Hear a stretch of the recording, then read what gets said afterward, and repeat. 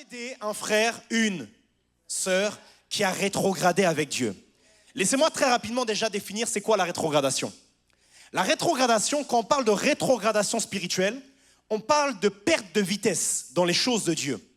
Quelqu'un commence à rétrograder quand il avance avec Dieu à un certain rythme et tout d'un coup, le rythme commence à diminuer. Vous savez, beaucoup de personnes pensent que rétrograder avec Dieu, c'est d'abord revenir en arrière.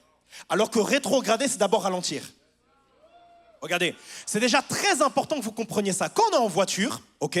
Quand on est en voiture, pour ceux qui ont le permis ici, qui a le permis? Ok, qui a le permis manuel maintenant? Ok.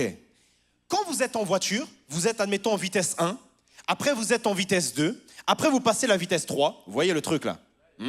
Après vous passez en vitesse 4, et on parle de rétrograder quand vous étiez en vitesse 4 et que vous descendez en vitesse 3. Donc rétrograder, frères et sœurs, ce n'est pas seulement retomber dans le péché, ce n'est pas seulement s'éloigner de Dieu, mais avant tout c'est perdre de la vitesse avec Dieu. Ça veut dire que tu allais avec Dieu à un certain rythme et te voici maintenant, le rythme a diminué. Tu fusais avec Dieu, tu allais vite dans ta marche avec Dieu, mais te voici aujourd'hui maintenant, tu vas beaucoup plus doucement. Au début on disait mais lui, dans 1 an il sera ceci, elle dans 2 ans elle sera cela, mais nous voici 2 ans plus tard et toi qui allais très très vite, tu vas maintenant doucement. Toi qui étais très en feu pour les choses de Dieu, maintenant tu ralentis un peu. Tu vois ce qu'on appelle rétrograder. Rétrograder, c'est ralentir le rythme premièrement. Est-ce qu'on se suit? Rétrograder, c'est également le fait ensuite de retourner en arrière. Retourner en arrière. Ça veut dire que lorsque tu t'es converti, tu as laissé des choses. Mais lorsque tu rétrogrades, tu repars dans ces choses. Là, on parle de rétrogradation. Rétrograder, ce n'est pas par contre tomber dans le péché. Parce que beaucoup pensent que parce qu'ils ont tombé, ils ont rétrogradé. Frères et sœurs, des fois on peut courir, on tombe, on se relève, on continue la course. Par contre, on rétrograde maintenant quand on voit qu'on n'avance plus, quand on voit qu'on ne fait que tomber et on se laisse aller. Quand un chrétien se laisse aller, en ce qui concerne le péché et autres, il a déjà rétrogradé. Ne croyez pas maintenant que quand vous êtes tombé, vous avez fait une erreur, automatiquement vous êtes un rétrograde. C'est faux. Quelqu'un qui tombe n'est pas rétrograde. Quelqu'un qui tombe et reste à terre est un rétrograde. La rétrogradation, elle n'est pas liée au fait de tomber. Elle est liée au fait de rester par terre. C'est ça la rétrogradation. D'autres définitions très rapides de la rétrogradation, c'est que quand tu as rétrogradé, que tu es vraiment un enfant de Dieu, eh bien ça te fait quelque chose, ça te fait de la peine. Mais il y a une dimension dans la rétrogradation, ça ne te fait plus rien. Quand tu es dans cette dimension-là, ouais, il faut vraiment compris pour toi. Il faut compris pour toi parce qu'il y a quelque chose en toi qui est mort. Il y a une conscience en toi qui est morte. Quelqu'un a dit, l'endroit le plus terrible sur la terre, c'est pas l'enfer. C'est l'endroit où on est enfant de Dieu, mais le péché ne nous fait plus rien. Ça veut dire, on est enfant de Dieu, mais il n'y a plus de culpabilité. Tu vois, cet état-là, ça, c'est le pire des états, frères et sœurs. Mais tu es venu nous parler d'aider un ami à rétrograder. Maintenant, depuis que je t'ai écouté, j'ai l'impression que je suis rétrograde. C'est pas ça le but de mon message. Je vais expliquer d'abord c'est quoi la rétrogradation. Parce que comment aider quelqu'un qui a rétrogradé si vous ne le savez pas? Certains, vous êtes assis à côté de quelqu'un. Certains, vous avez des amis chrétiens qui ont rétrogradé depuis 4 mois. Mais vous êtes avec eux comme si de rien n'était. Parce que vous ne savez pas repérer les signes de la rétrogradation. La rétrogradation, elle a également des signes clairs. Le premier signe, c'est que tu sens moins la passion pour Dieu. J'ai pas dit, frères et sœurs, tu t'es levé un matin et tu sens pas la passion pour Dieu et le soir après tu la sens. Je parle de pendant 1 mois. Ce désir de Dieu, tu le sens moins. Cette faim de Dieu, tu la sens moins. Ça, c'est un des premiers signes. Deuxième signe, tu laisses les nouvelles habitudes pour les anciennes. Ça veut dire que tu avais pris des nouvelles habitudes en Christ. Tu avais perdu les anciennes. Mais tu abandonnes maintenant les nouvelles pour reprendre les anciennes. La Bible dit, si quelqu'un est en Christ, il est une nouvelle créature. Mais toi maintenant tu dis, si quelqu'un n'est plus en Christ, il est une ancienne créature. Tu vois, ça c'est un signe de la rétrogradation. Quand tu reprends toutes les habitudes passées. Un troisième signe de la rétrogradation, c'est que tu commences à parler et à penser différemment. Et tu vas même dans des extrêmes.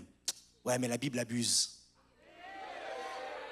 Mais combien de chrétiens font ça? Ouais, mais moi je suis sur TikTok, je vois des chrétiens, je ne vais pas citer, mais je vois des chrétiens comme ça. Ouais, mais, ce truc-là, en vrai, en ça, ouais, par parler en langue, parler en langue.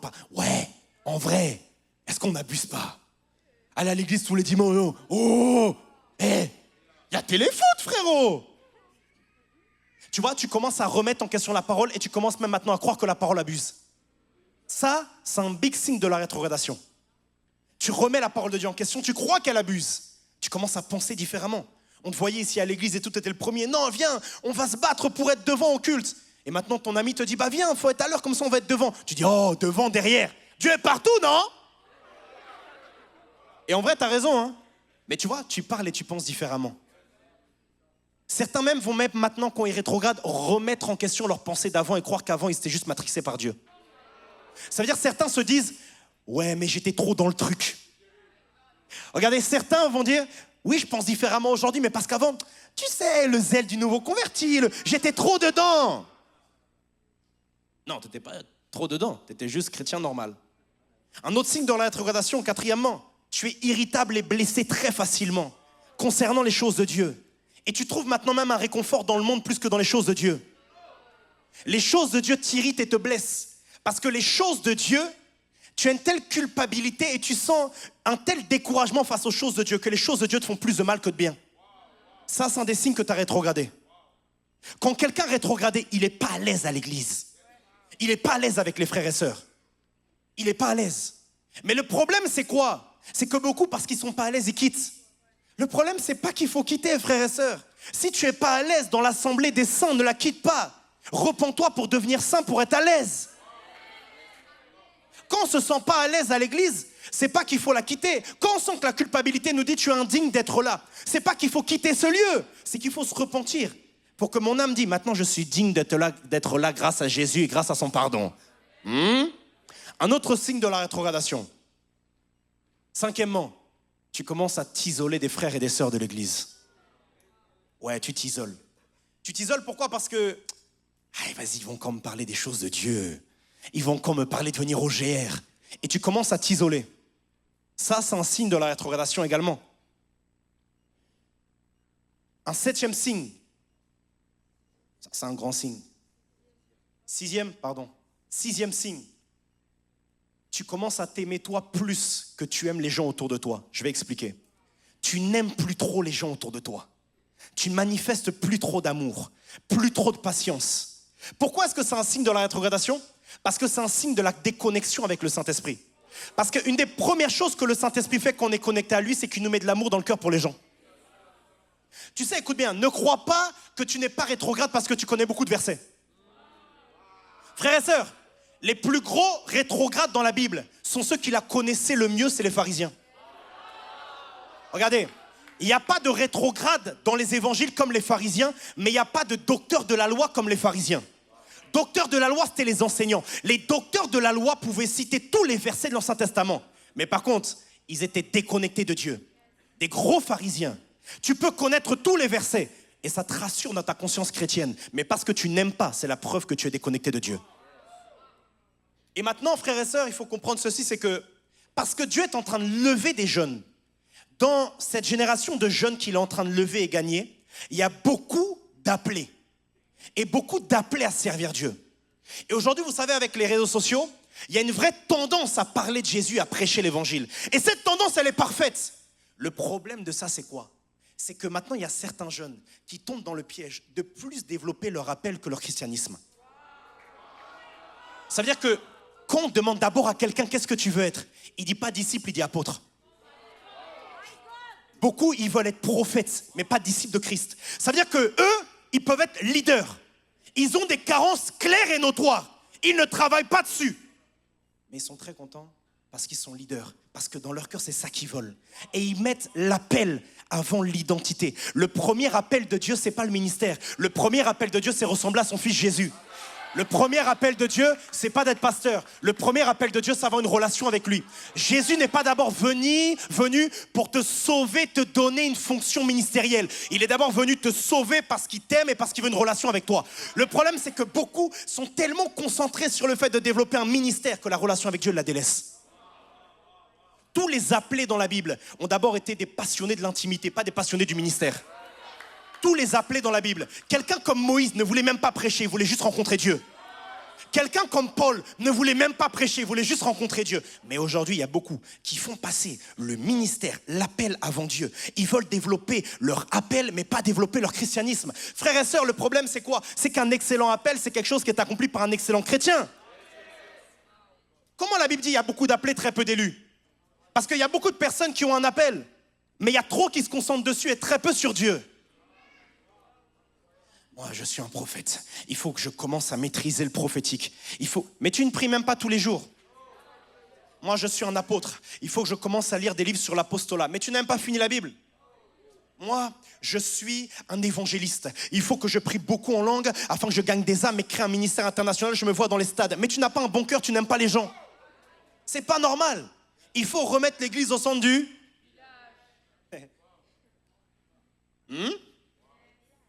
Ça, c'est un signe de la rétrogradation.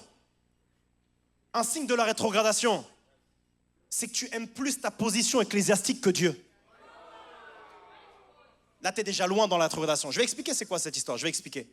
Ça, c'est l'histoire d'Ophni et Phiné. J'ai prêché ça la semaine dernière. C'est des gens qui sont dans une position.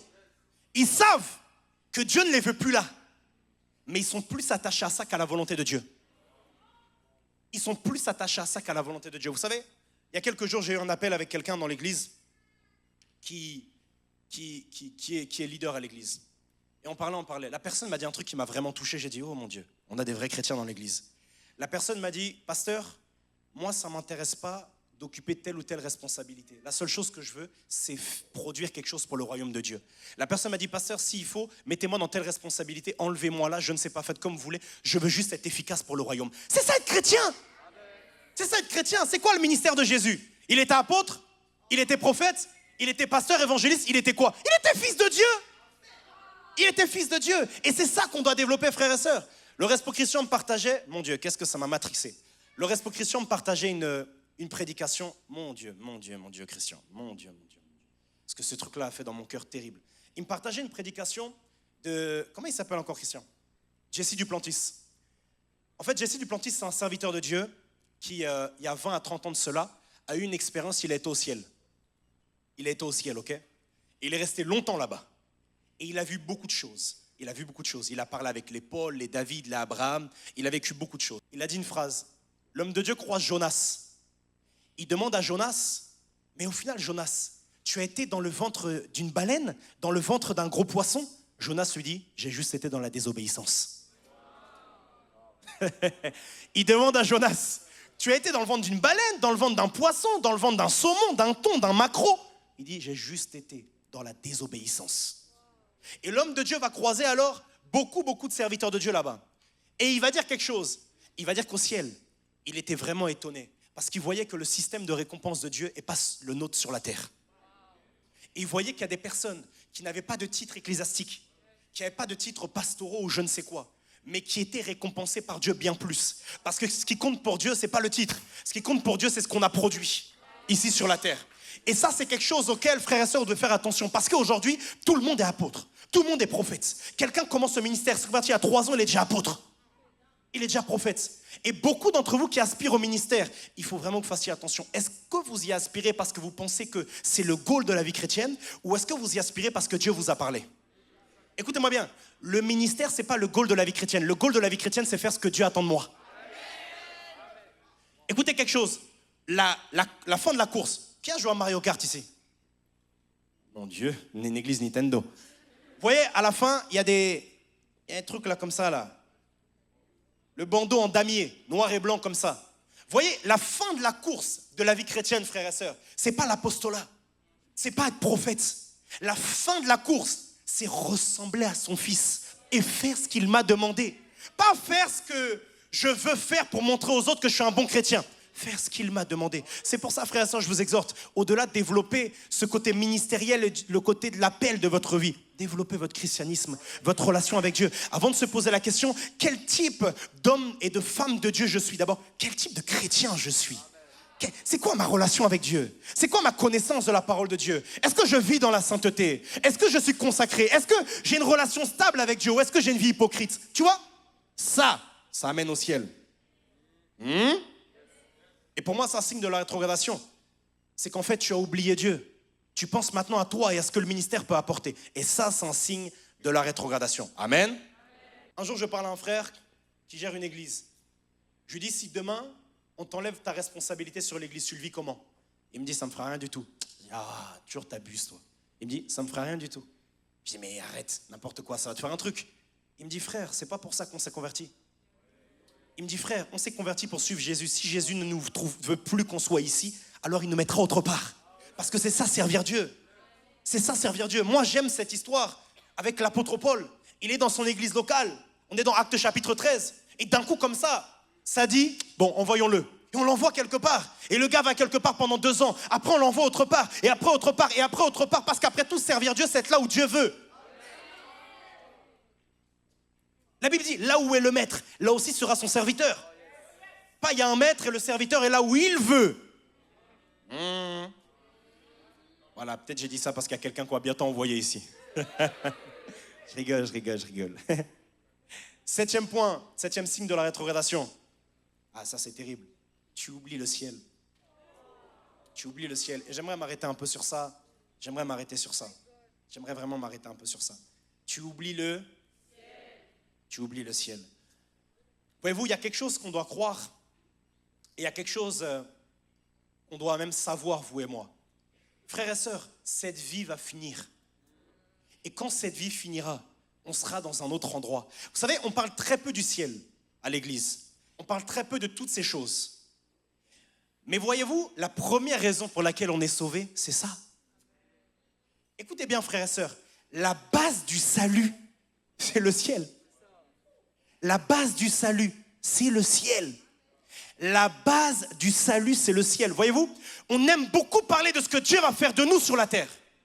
On aime beaucoup parler de ce que Dieu va nous donner sur la terre. Mais frères et sœurs, la première raison pour laquelle on a accepté Jésus comme Seigneur et Sauveur, c'est pour être sauvé. C'est pour ça même d'ailleurs qu'on l'appelle Sauveur. C'est pour être sauvé. Et ça, c'est quelque chose que vous devez avoir en tête. C'est quelque chose que vous devez vivre. C'est une réalité à laquelle vous devez penser. À quel point vous pensez au ciel? Et je vous disais, j'ai écouté la vidéo, Christian. On écoutait toi et moi l'autre soir. Et quand on a écouté ça, je suis rentré, je l'ai réécouté. Mon Dieu, j'ai pleuré. Vous savez, il y a des prédications très ouintes. Quand tu les écoutes, ça ouvre tes yeux, ça ouvre tes oreilles. Ça t'ouvre spirituellement sur une autre réalité. Et quand l'homme de Dieu racontait son histoire, une prédication de 2h30, où il raconte ce qu'il a vécu au ciel, etc., c'est comme si une nouvelle révélation de la réalité du ciel était venue en moi. Et il raconte des choses. Et ce qui m'a beaucoup touché, c'est que dans ce qu'il raconte, c'est des choses que moi aussi j'ai vécues. Il y a 7 ans, 8 ans de cela, j'ai fait un rêve. Dans mon rêve, j'étais là-bas. Et je voyais comment ça se passait. Ça a duré peut-être 10-15 minutes, je ne me souviens pas de tout. Mais frères et sœurs, c'est un vrai lieu. Frères et sœurs, c'est un vrai lieu. Oh my God. Purée, le témoignage était grave. Le gars, il raconte, il est comme ça, et il a soif. Et il entend une voix derrière lui qui lui dit, tiens mon fils, voici à boire. Il se retourne, il se demande qui c'est. Il dit, mais qui m'appelle mon fils? Et la personne lui dit, mais je suis Abraham, ton père dans la foi. Le monsieur va parler avec David. Ils vont parler des psaumes. Et il va dire à David, mon préféré, c'est le psaume 23. David va lui dire, je me suis vraiment appliqué sur ce psaume. J'ai cherché à tout donner pour Dieu. Le monsieur va arriver, il va voir Paul. Et il va parler avec Paul. Et il va dire à Paul, si tu savais comment j'avais prêché sur tes épîtres. Et Paul va lui dire, ah oui. Et il va parler avec Paul. Vous savez ce que Paul va lui dire? Paul va lui dire, un jour l'Éternel m'a dit, parce que tu m'as tellement aimé, je fais de ta parole ma parole.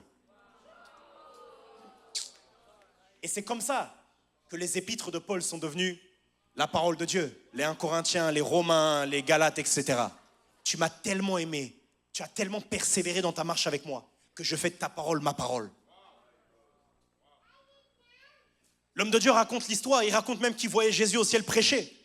Et il raconte, c'était terrible. Et frères et sœurs, Jésus prêchait pas. Alors, ouvrons la Bible dans... Jésus parlait aux gens, disait, on va gagner ton père, on va gagner ta mère, on va gagner tes frères. Et il parle comme ça, vrai ou faux? C'est vrai, il parle comme ça, Jésus parlait comme ça. Et il disait que quand Jésus prêchait, des gens tombaient. Des anges même n'arrivaient pas à supporter. Pakalaka sakatama. Tu vois, mais c'est ça, être chrétien, c'est ça le goal. Le goal, c'est pas être un homme de Dieu connu. Le goal, c'est pas garder une position. Le goal, c'est pas d'être apôtre, prophète. Le goal, c'est un jour arriver, le voir sourire quand il t'accueille. C'est ça la victoire en Christ. C'est ça la victoire. Il y a des années de cela, j'étais ici, il y a 7 ans. J'étais ici couché par terre. J'étais très découragé dans ma marche avec Dieu. Il faut être honnête avec Dieu. Hein. J'étais très découragé. J'ai eu une vision. Et c'est comme si j'ai vu en vision, comme quand le Seigneur reviendra me chercher. Et j'ai vu le Seigneur devant moi. Il m'a parlé. Il m'a dit, c'est bien, bon et fidèle serviteur. Entre dans la joie de ton maître. Tu as été fidèle en peu de choses. Je t'en confierai de plus grandes. Il était content. C'est ça le goal. C'est ça l'objectif. Et quand tu rétrogrades, tu oublies ça. Quand tu rétrogrades, tu vis sur la terre comme si elle était éternelle. Et tu penses que l'éternité est passagère. Attends. Un des signes que tu rétrogrades, c'est que tu commences à inverser la temporalité. Ça veut dire que tu fais de l'éternité un temps passager et la terre une éternité. Tu vis sur la terre comme si elle durerait éternellement. Alors que cette vie, un jour, elle finira et on aura notre vraie vie au ciel. Frères et sœurs, la vie au ciel, elle est éternelle. Écoutez bien, viendra un temps. Le Seigneur va revenir chercher son église. Écoutez bien ce que je dis. Viendra un temps. Si tu ne crois pas ça, tu n'es pas né de nouveau. Si tu crois que c'est des fables, c'est des blagues, tu n'es pas chrétien. Tu peux parler en langue. C'est un faux parler en langue. Tu mens. Tu ne peux pas parler en langue et tu ne crois pas au ciel. Et quelle langue que tu parles? C'est pas possible. Frères et sœurs, écoutez bien. Un jour, cette terre va passer. Le Seigneur viendra. La Bible dit, au son d'une trompette, un signal donné par Dieu, les morts en Christ ressusciteront. Et nous serons enlevés dans les airs. Et nous verrons notre Seigneur. Et il ne récompensera pas parce qu'on était pasteur. Il ne récompensera pas parce qu'on était prophète. Il récompensera parce qu'on l'a aimé, parce qu'on l'a suivi, parce qu'on l'a persévéré. La Bible dit que ceux qui se sanctifient encore. La Bible dit, je viens avec une rétribution. Frères et sœurs, j'étais là, j'écoutais la vidéo. Et j'ai commencé à pleurer. Et je voyais ces visions-là. Frères et sœurs, c'est une réalité. Un jour, le Maître revient et le Maître viendra nous enlever. Cette vie ne va pas durer éternellement. Notre vraie vie, elle est en lui. Frères et sœurs, dans cet endroit, il y aura une joie parfaite. Ce Dieu-là qu'on adore les yeux fermés, on pourra l'adorer les yeux ouverts, on le verra. My God. Les Paul qu'on lit, les David qu'on lit, on les verra. Les Abraham qu'on lit, les Moïse qu'on lit. L'homme de Dieu raconte qu'il voit Moïse. Et il dit que Moïse est très grand. Cette réalité-là, on va la vivre. Vous voyez, ça c'est un signe de la rétrogradation. Tu as oublié que le ciel existe. Alors que c'est pour ça qu'il est venu nous racheter. En nous sauvant, Jésus vient juste nous chercher. C'est ça qu'il fait. Il y a une autre réalité, frères et sœurs. Voyez-vous, Dieu sait que la vie chrétienne peut être remplie d'embûches et d'obstacles. Dieu le sait. Mais pourquoi est-ce que le chrétien doit persévérer? Vous savez, à l'époque de Néron, à Rome, quand on lit, vous savez, nous autres, on croit qu'on est persécutés, souvent. L'autre fois, je parlais avec une personne. La personne a foutu le bordel dans sa famille, elle-même, à cause de son caractère, mais la personne croyait être persécutée. J'ai dit, c'est pas les persécutions, c'est un mauvais caractère que tu as, c'est tout. Vous voyez, nous autres, on croit être persécutés, frères et sœurs. À l'époque, à Rome, donc quand l'apôtre Paul écrit l'épître des Romains, Néron, l'empereur, le roi, je sais pas, le César là-bas, là, l'empereur. Vous savez ce qu'il faisait? Pour éclairer la ville, il n'y a pas d'électricité à l'époque. Il prenait les chrétiens, il les mettait sur des poteaux et il les brûlait. Il les brûlait pour faire la lumière dans la ville. Et vous savez quoi? Tous les Romains étaient choqués. Parce que ces gars-là, quand ils brûlaient, ils louaient, ils adoraient. Et tous les Romains ne comprenaient pas, disaient, mais pourquoi ces gars réagissent comme ça? Mais ils sont bizarres. On dirait qu'ils attendaient de mourir. L'apôtre Paul parle aux Philippiens. Et il dit, j'ai tellement envie de rejoindre le Seigneur. La seule raison pour laquelle je reste, c'est pour vous. Frères et sœurs, il y a une vie qui est meilleure que celle-ci. Mais tant que tu n'es pas vraiment chrétien, tu ne peux pas le croire. Parce que tant qu'il y a encore en toi une dualité dans ce qui compte et dans tes goûts, tu ne peux pas le croire. Est-ce que tu as déjà goûté à la vraie présence de Dieu? Est-ce que tu as goûté à la présence de Dieu qui est incomparable ou pas? Moi, je suis marié. Beaucoup, vous pensez ici que vous allez découvrir quelque chose dans le mariage qui va changer vos vies. Moi, je suis marié. Et la vérité, tu peux chercher la femme que tu veux, elle ne sera pas plus belle que la mienne. Donc vraiment, bon courage. Donc moi, étant marié à Miss Univers, mon univers, je peux te dire, tu peux être marié avec la plus belle femme du monde. Il y a quelque chose en lui. Il y a quelque chose en lui qu'on ne trouve pas ailleurs. Il y a quelque chose en lui qu'on ne trouve pas. Mais on sera dans une vie, on sera dans un endroit où sa présence, elle sera manifeste. On marchera, on verra les anges normal. Certains, vous êtes là, vous priez, Seigneur, monte les yeux, monte, ouvre les yeux. Seigneur, je veux voir les anges, les anges, les anges, les anges. Frères et sœurs, dans cette vie-là, on les verra. Dans cette vie-là, on les verra.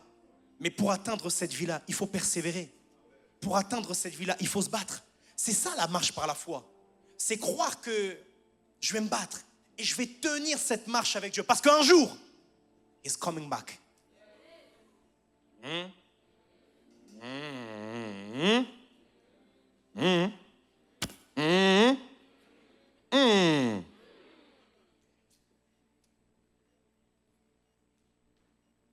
Jean 14, 2, Jésus va parler et il dit dans la maison de mon Père, Jean 14, chapitre 2, il y a plusieurs demeures dans la maison de mon Père. Si cela n'était pas, je vous l'aurais dit, je vais vous préparer une place. Vous savez, on lit ça et on a tellement l'habitude de regarder des mangas, de dessins animés, on ne comprend pas cette réalité. L'homme de Dieu raconte son témoignage. Il dit qu'à un moment, il marche dans une rue et il voit la maison de Kentegin. Et il dit que l'ange va le conduire vers sa maison à lui. Et l'ange lui dit, ta maison, c'est Jésus lui-même qui l'a faite. C'est pas lui qui dit, je vais vous préparer une place. My God, écoutez bien. Il y a plusieurs, là vraiment prends ça avec ton esprit et ton cœur. Il y a plusieurs demeures dans la maison de mon Père. Si cela n'était pas, je vous l'aurais dit. Et il dit, je vais vous préparer une place. Écoutez-moi bien. Quand vous naissez de nouveau, il y a une place là-bas que Dieu vous prépare. Frères et sœurs, ne vivez pas comme si vous n'aviez une place que sur cette terre. Frères et sœurs, ne menez pas une vie comme si la seule place que vous aviez, c'était sur la terre. Écoute bien, quitte la place du péché. Le Père t'a fait une place au ciel. Il y a une place pour toi. Écoute bien, cette vie-là du monde, c'est plus pour toi. Ça, c'est le langage que tu dois avoir avec quelqu'un qui a rétrogradé. Parce que c'est plus pour toi. C'est plus toi. Il y a une place qui t'a été faite. Regardez Philippiens 3:20, ce que la Bible dit. Regardez ce que Paul dit. Mais notre... Qui a grandi dans une cité ici? Lève la main. Vas-y, crie le nom de ta cité. Mais notre cité à nous est dans les cieux. Notre cité à nous. Quand on était jeunes, moi j'étais un gars du 9-5. Mais moi j'étais un gars du 9-5. On se battait pour nos départements. On n'aimait pas les gens d'autres départements. Parce que c'est comme ça qu'on a été matrixés. Certains, vous allez faire des descentes. Parce que c'était les gars du 9-2. Mais notre cité à nous est dans les cieux. Maintenant, j'ai une question.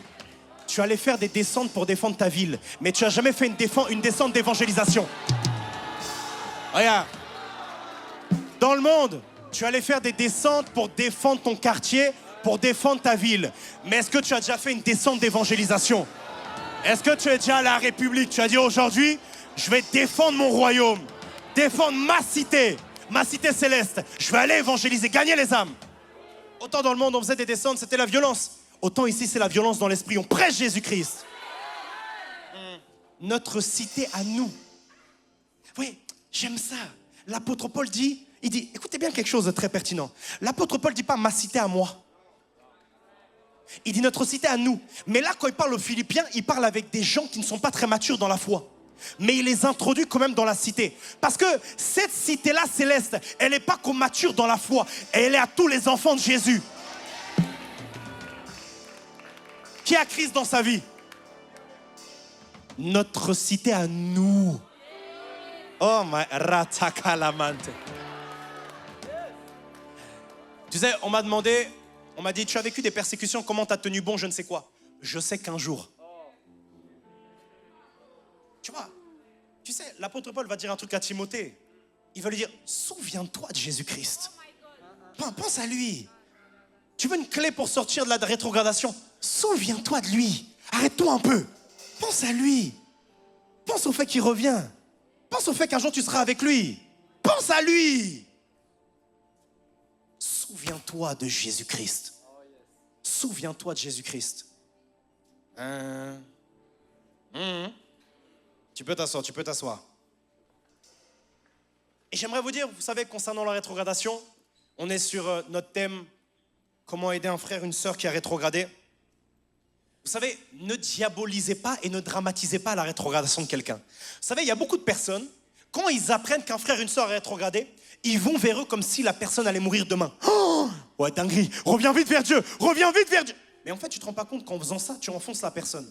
Parce que la personne te dit, ouais, mais dans quelle situation est-ce que je suis pour que ce frère ou cette sœur court comme ça vers moi? Je m'en souviens un jour, je fais un rêve dans lequel mon meilleur ami meurt. Il habite à côté de chez moi. Je me réveille en sursaut à 2h du matin. 2h du matin, je vais sonner chez lui. Il va chez ses parents, je vais sonner. Je sais qu'il ne dormait pas lui, c'était un gamer. J'arrive comme ça, je lui dis, frère, j'ai fait un rêve, tu mourrais, accepte Jésus. Il me dit, qu'est-ce que tu veux, Rémi? C'était il y a 9 ans, c'est la dernière fois qu'on a parlé, lui et moi. Mais c'est normal. Tu arrives comme ça vers quelqu'un, tu es dans ton zèle. Frères et sœurs, ne dramatisez pas la rétrogradation de quelqu'un.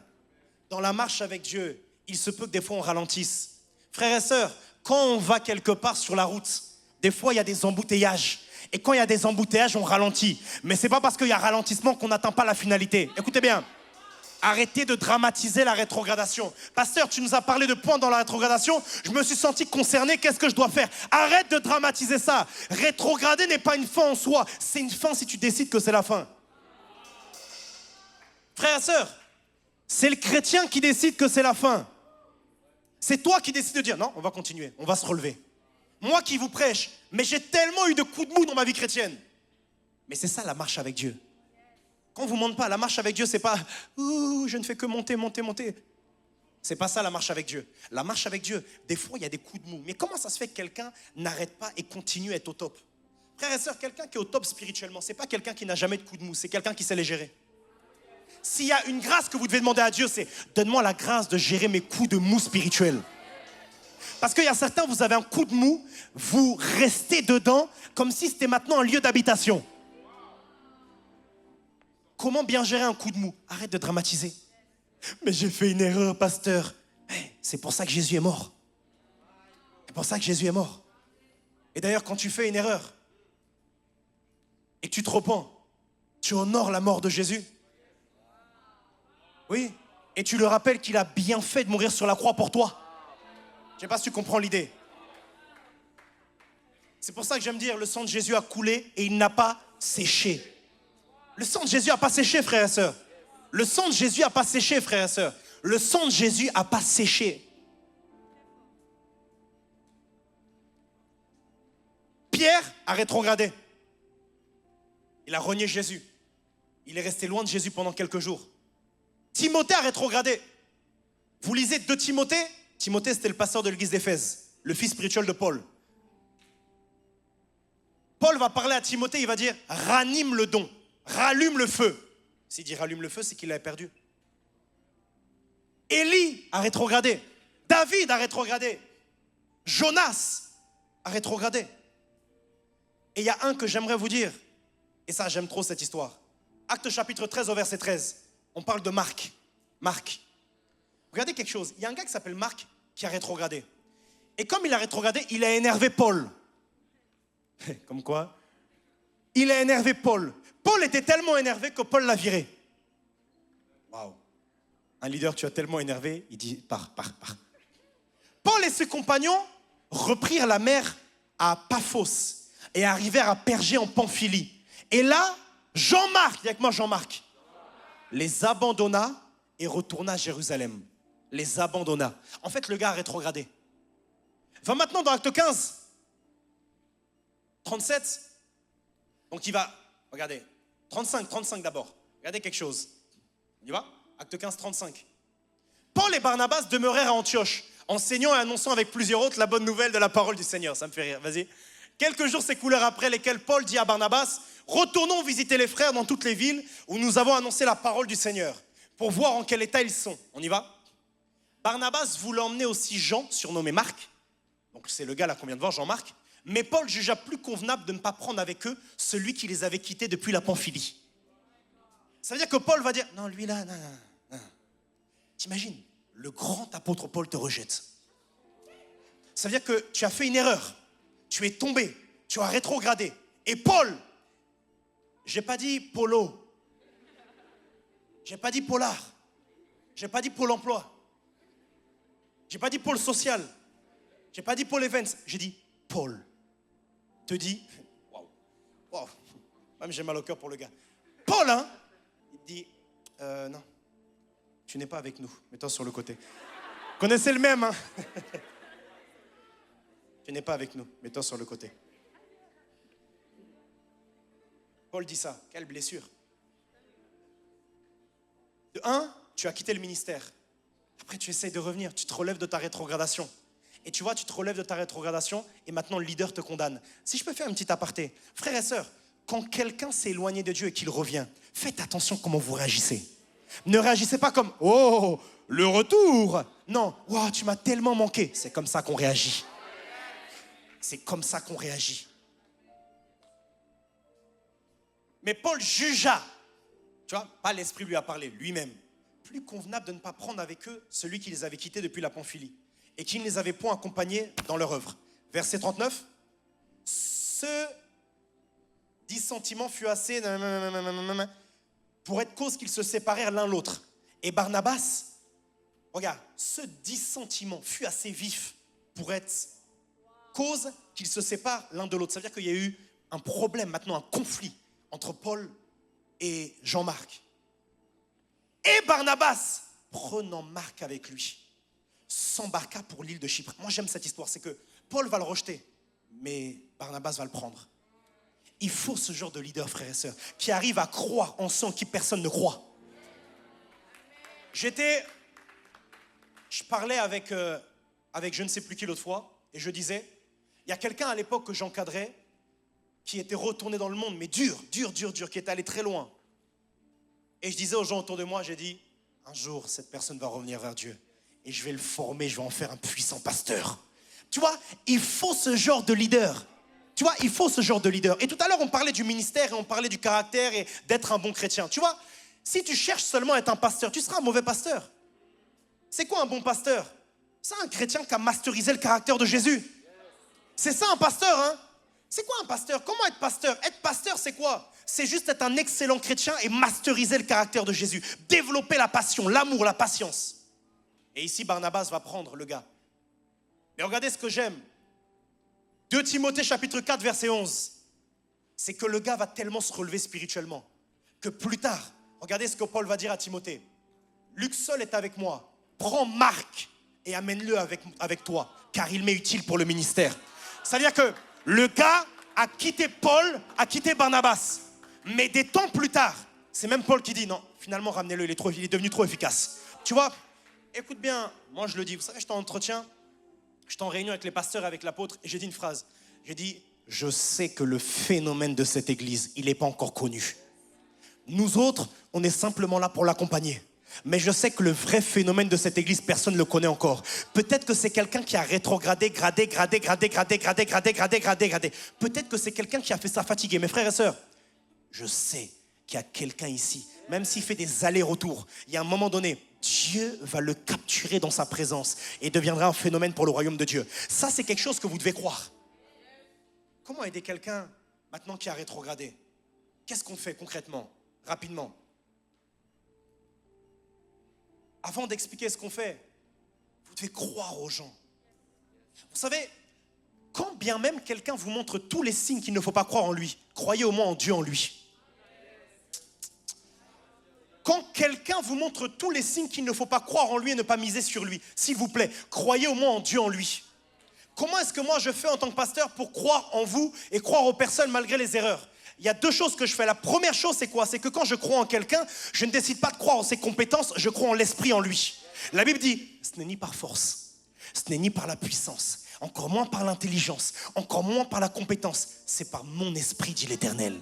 La première chose que je fais, c'est ça. La deuxième chose, frères et sœurs, je sais que moi, ce que je deviens par la grâce de Dieu, c'est juste Dieu à lui. Il n'y a rien de moi dans ma progression.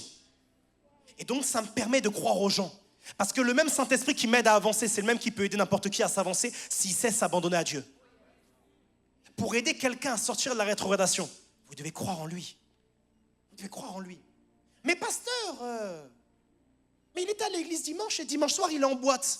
Mais ça attire la grâce de Dieu, tu sais juste pas. Tu vois, quand des fois, une église, des gens ne croient pas en quelqu'un, je te promets que ça pousse Dieu à croire en lui. Dieu n'est pas le genre qui abandonne les gens. Et quand Dieu voit que tout le monde tourne le dos à quelqu'un, Dieu lui montre sa face souvent. Frères et sœurs, c'est très sérieux. Faites attention à quelque chose. Ne croyez pas que vous êtes grandement spirituel parce que vous délaissez quelqu'un qui s'est éloigné de Dieu. Vous êtes grandement spirituel quand vous allez vers lui. Jésus, en prenant son exemple, nous a dit que lui, ce qu'il fait, c'est que quand une brebis s'est perdue, il ne kiffe pas être avec les 99. Il laisse les 99. Il va vers celle qui s'est perdue. C'est ça la vie chrétienne. Tu sais, au-delà de gagner des âmes, tu peux repêcher quelqu'un du monde aussi. Tu sais, on parle beaucoup de gagner des âmes, d'évangéliser. Mais quand quelqu'un qui a été évangélisé s'éloigne de Dieu, tu peux aussi le repêcher. Et ça peut être aussi un sujet d'investigation et d'intercession sérieux. Que faire concrètement? 1. Aimer et ne pas le juger. Aimer et ne pas le juger. Quand quelqu'un est rétrogradé, sa conscience, tu parles déjà assez. Sa conscience le juge et le condamne assez. Et souvent, quand il a rétrogradé, c'est qu'il a accepté des pensées du diable qui le traitaient selon ce qu'il a fait. Quand quelqu'un a rétrogradé, souvent le diable lui dit: tu vois ce que tu as fait là, c'est ça que tu es. Tu lèves les mains à l'église, mais en vrai tu es ça. Quel mytho ce mec. Mytho de fou. Seigneur.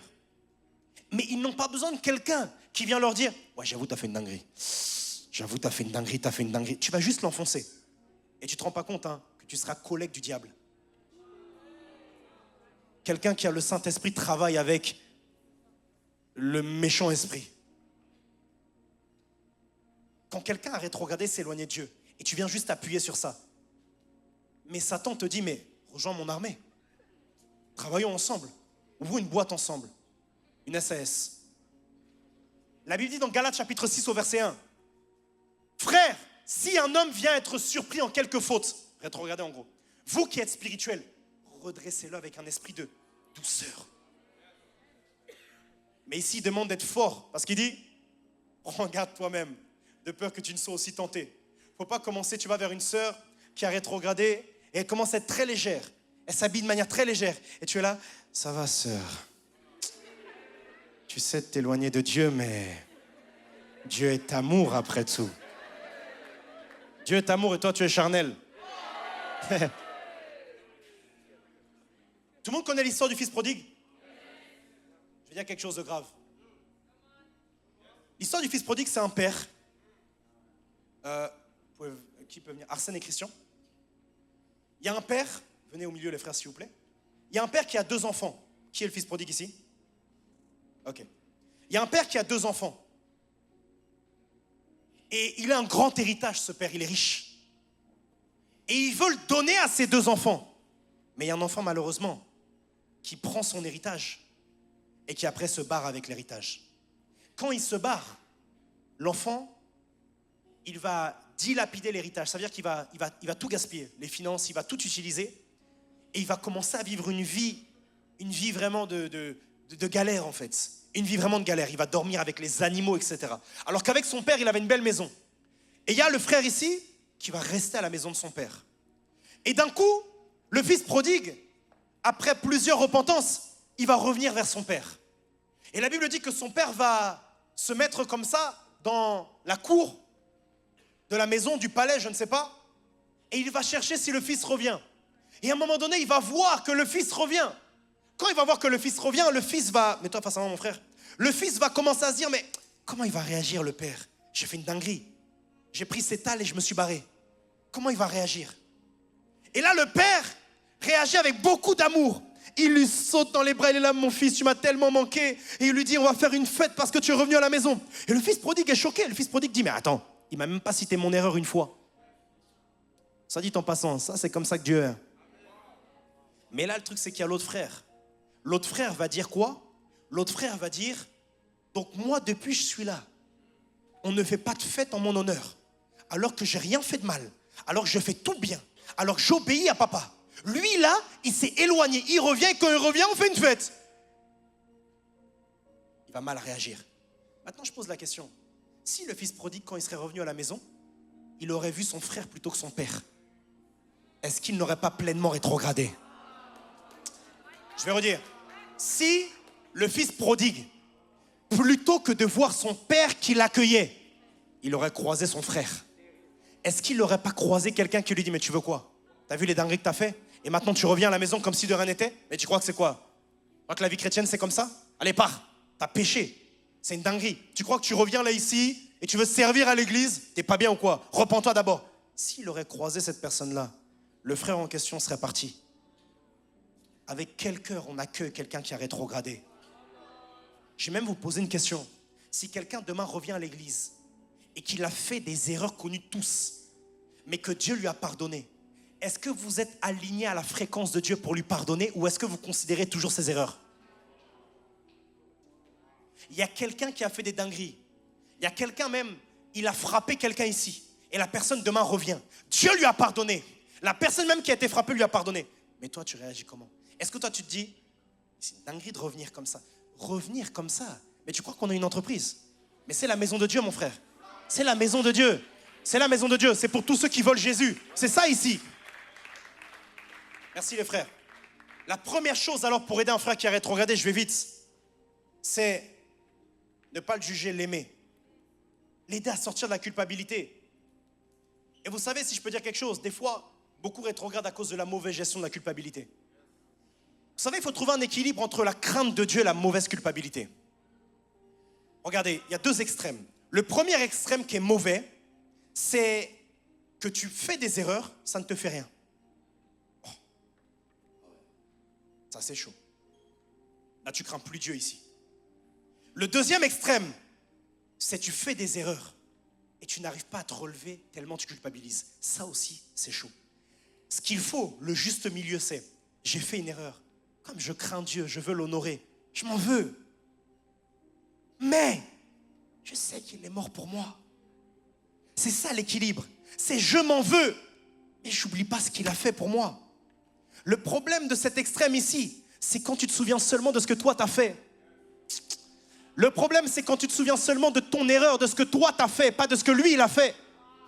Ici, tu oublies ce que toi t'as fait, tu te souviens seulement de ce que Jésus a fait. Ici, tu oublies ce que Jésus a fait, tu te souviens seulement de ce que toi t'as fait. Ici, tu te souviens de ce que tu as fait d'abord, mais tu te rappelles de ce qu'il a fait. C'est pour ça que l'apôtre Paul parle à son fils Timothée qui a rétrogradé et lui dit « Souviens-toi de Jésus-Christ. Je sais que tu te souviens de tes erreurs, mais oublie pas Jésus. »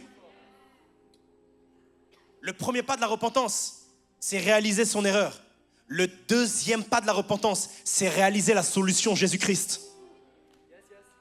Écoutez bien, Jésus-Christ n'a pas une dose de sang pour pardonner une dose de péché. Regardez quelque chose. Est-ce que vous savez que chez les hommes, il y a souvent dans les hôpitaux un manque de sang. Donc on va prendre du sang pour faire des transfusions sanguines, etc. Frères et sœurs, il n'y a pas une dose de sang limitée de Jésus. Ça veut dire que ça peut être même 1000 erreurs. Il a le sang qu'il faut pour effacer ça. Ça peut être 4000. Il a le sang qu'il faut. Je ne suis pas en train d'exhorter quelqu'un à pécher. Je suis juste en train de dire à quelqu'un que peu importe son péché, il ne manquera jamais de sang. Tant qu'il y aura du péché, il y aura du sang. La Bible dit, sans effusion de sang, il n'y a pas de pardon des péchés. Tant qu'il y aura des péchés, il y aura du sang. Tant qu'il y aura des péchés, le sang de Jésus continuera à couler. Je vous parlais tout à l'heure de l'homme de Dieu. L'homme de Dieu va au ciel. Qu'est-ce qu'il entend de la part des anges? Jéhovah, le grand Dieu, est miséricordieux. Il entend les anges dire deux choses. Saint, Saint, Saint. Et après, Jéhovah, le grand Dieu, est miséricordieux. La Bible dit que sa miséricorde durera jamais. Il n'y a pas une dose de sang. Il n'y a pas, non là j'avoue j'ai abusé, il me reste que 10 centilitres. La vie chrétienne c'est pas une canette. La vie chrétienne c'est un puits sans fond.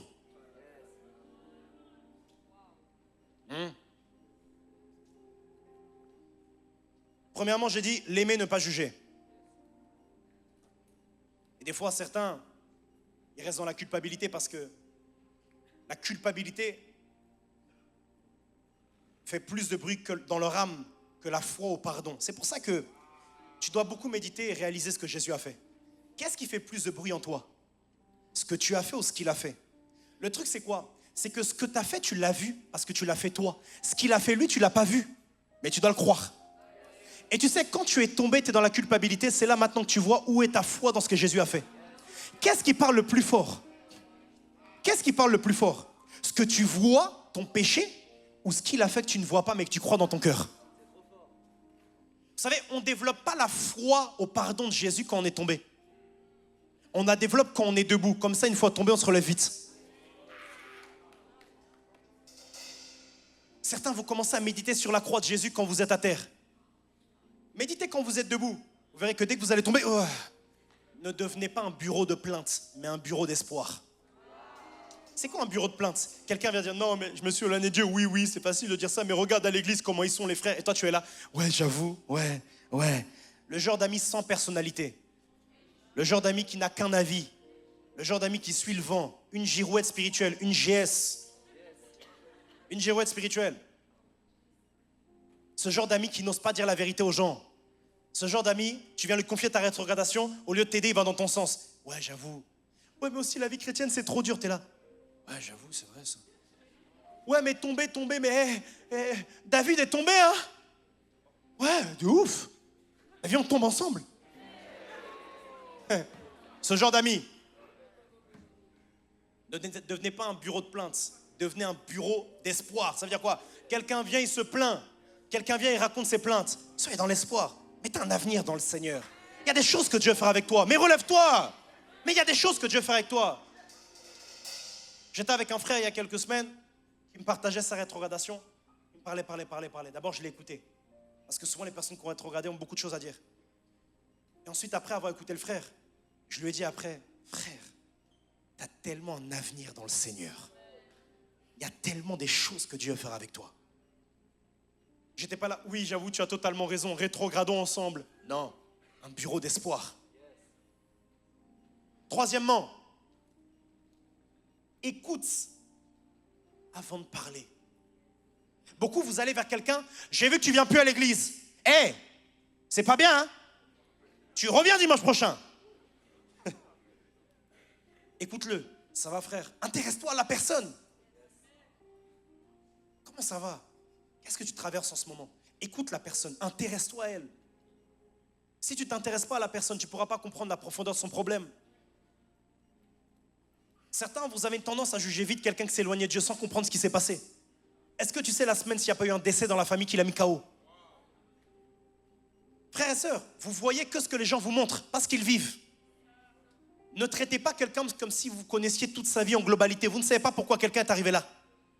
Jean-Marc a abandonné Paul, Barnabas et compagnie. On ne sait pas ce qui s'est passé dans sa vie. Quatrièmement, prie pour lui. Prie pour lui. Prie pour lui. Autant tu pries pour le salut des âmes, mais prie pour le salut de son âme, parce que là où il est, il ne sera pas sauvé. Cinquièmement ou quatrièmement? Cinquièmement, ne le vois pas différemment. Ne le vois pas comme son péché. Vois-le comme un saint qui est tombé, mais ne le vois pas comme son péché. Et dans cette phase-là, rappelle-lui qui il est. Dis-lui, frère, entre toi et moi, ces choses, tu sais que ce n'est pas tes choses. Le péché, tu sais que ce n'est pas toi. Tu sais que tu as une nouvelle identité. Au fond de toi, il y a quelque chose qui te dit que ce n'est pas toi. Tu essayes de te convaincre, mais au fond de toi, quelque chose te dit que ce n'est pas toi. Sixièmement, dis-lui ô combien il a été une source d'inspiration pour toi.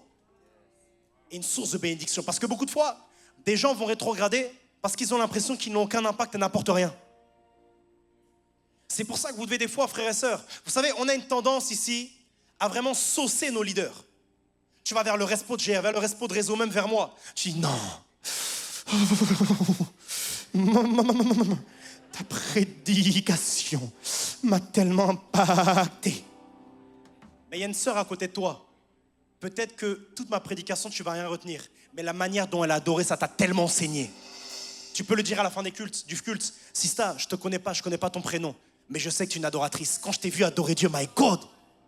Un frère à côté pendant la louange, comment il était avec énergie, avec feu. Tu dis, my God, ça m'a tellement inspiré. Merci de m'apprendre à louer le Seigneur. Quelqu'un qui réagit à la parole de Dieu. Merci. Tu m'as appris comment on réagit à la parole de Dieu. Frères et sœurs, il ne faut pas seulement honorer, respecter et remercier les gens qui prêchent. Il y a également des gens à côté de vous qui ont une grâce que vous devez recevoir.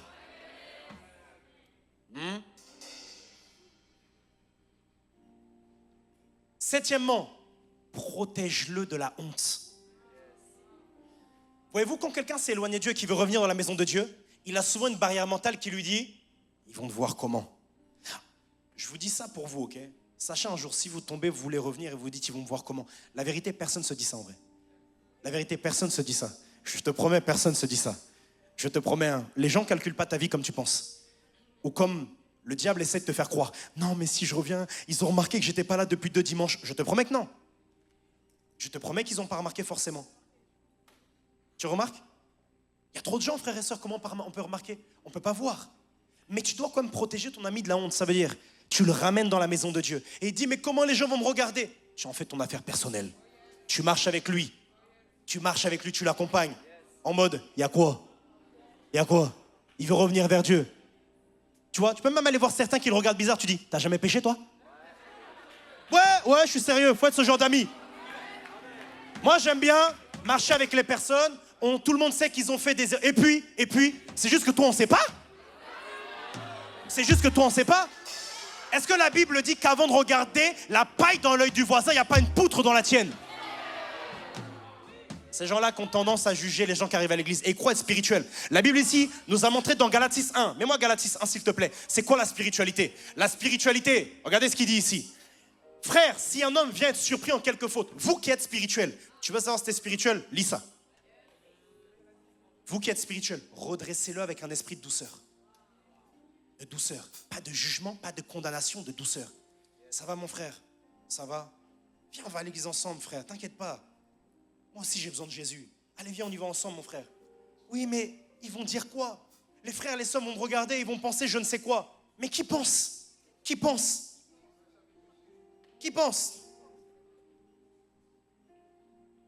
Qui n'a jamais péché ici? Lève la main. Personne, non? D'accord.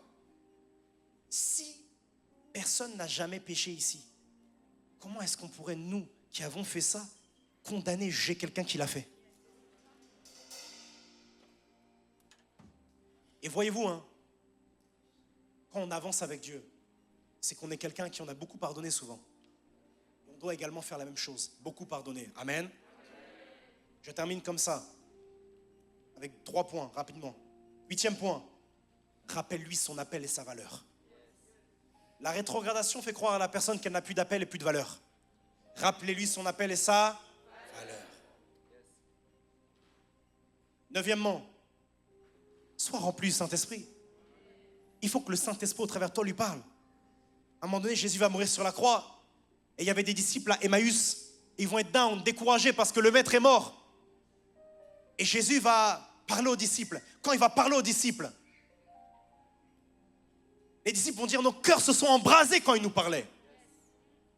Et dernièrement, et là c'est un peu plus négatif, rappelle-lui qu'un jour, il n'aura plus le temps de se relever. C'est important de rappeler. Autant on aime dire aux gens, ça va, prends ton temps, reconstruis-toi, ceci. Frères et sœurs, un jour, on n'aura plus le temps. Et je pense que ça, quand on veut aider quelqu'un, c'est aussi important de lui dire. Un jour, il n'y aura plus forcément le temps, frères et sœurs. Amen. Est-ce qu'on peut acclamer le Seigneur, gloire à Dieu?